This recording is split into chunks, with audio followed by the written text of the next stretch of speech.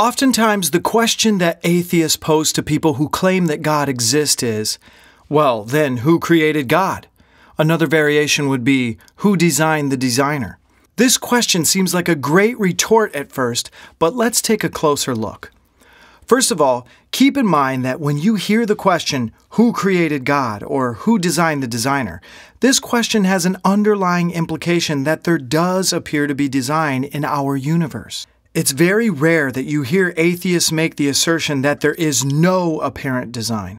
Even the famous atheist Richard Dawkins' advice to fellow atheists is that we shouldn't attribute all this apparent design to a designer. On page 1 of his book, The Blind Watchmaker, Richard Dawkins emphatically states that biology is the study of complicated things that give the appearance of having been designed for a purpose. Having set aside the admission of atheists that everything does appear to be intelligently created, let's settle in on the question that seems to leave believers in God stumped. Who designed the designer, or who created God? That question only works when you are considering an entity that is confined within our universe, space, time, and the material that we have to work with in the universe, otherwise known as matter. But God is an entity that exists outside of space, is beyond time, and beyond matter. You might say, how so? I can make a clay man out of clay, but this piece of clay will never form itself into a man. Why is that? 2 reasons. One is that I am a personal, creative force. The clay is not a personal creative force and therefore cannot decide to do anything. The second is that something above or beyond or bigger than the clay man has to be the designer of the clay man. Nobody believes that staring at this lump of clay will ever turn it into anything other than a lump of clay for all eternity. It is not until a personal force, like me or you, makes a decision to create a clay man that it will ever become a clay man. Random things can happen to this lump of clay. Trees can fall on it, rain can wash it away, but only a personal creative entity like us can create a clay man. All the laws of nature are impersonal and cannot decide to do or not do anything. The laws of nature are constant or unchanging. That means that they always behave the same way no matter what. The laws of nature can cause comets to crash and create neat patterns like snowflakes, but they can never decide to create us. The fact that the universe has a beginning shows that something outside or beyond the laws of nature seemed to be at work in order to have started it. What caused the universe is beyond a natural cause. Or perhaps you could say, what caused the universe is a supernatural cause. That isn't a sleight of hand word game here. That is an exact interpretation of what a natural cause is and what is outside or above natural causes. If the laws of nature came into existence at the beginning of this universe, then how is it possible that the laws of nature are responsible for the creation of this universe? Think about it this way.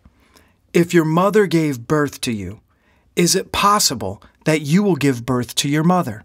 They believe that the impersonal and unchanging laws of nature, which came into existence at the beginning of the universe, somehow were also the cause of the universe before they were created. Now my head hurts. So let's go back to thinking about something simple, like my simple little clay man. This little person I created is made of clay, but not made by clay. We are humans, living here in the universe, formed out of what Carl Sagan likes to call stardust, or what I will call cosmic clay. How much more complex are humans than this little clay man? We are made from elements of the universe, but we are not made by the universe. If we know that this simple little clay man needs a creator, how much more do we demand an explanation for our creation? Here's where atheistic reasoning goes from logically absurd to outrageously absurd. Why? Because they don't have an answer But rather than suppose a personal creative force that exists beyond nature or supernaturally, they acknowledge that although this universe is unbelievably precise and appears designed, it's only because there's lots of universes. We just don't see them or have any physical evidence for them, but in theory, they could exist. What they are saying is this, is that although they have no explanation for this universe, their answer is an infinite amount of unexplainable universes. They've coined this idea, the multiverse. If a small child asks you why ducks fly south for the winter, and your brilliant answer was, well, because geese fly south for the winter, you have not satisfied the child's curiosity, and in fact, you've probably made that kid's curiosity more insatiable. We don't have an explanation for this universe, so our explanation is a greater amount of unexplained universes. And if you don't believe that, you're anti-science and a dum-dum. Here's the bottom line. All of the atheistic theories regarding the creation of this universe are going to fall into one of two categories.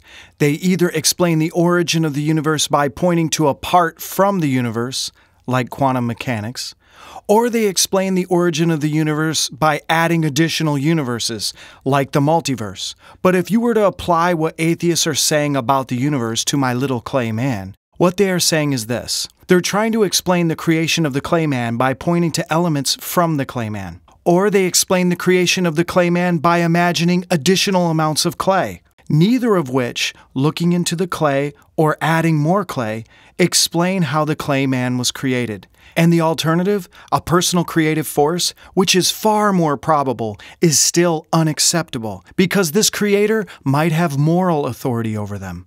It cannot be that the elements and components that make up this universe are also responsible for the creation of the universe. Something beyond the universe is responsible for its creation, and that something beyond creation is God. So the question, who created God, doesn't apply to an entity that exists outside of creation. The question is a categorical error. It's like, what color is the number 5? How much does love weigh? Or, who created someone that exists beyond creation?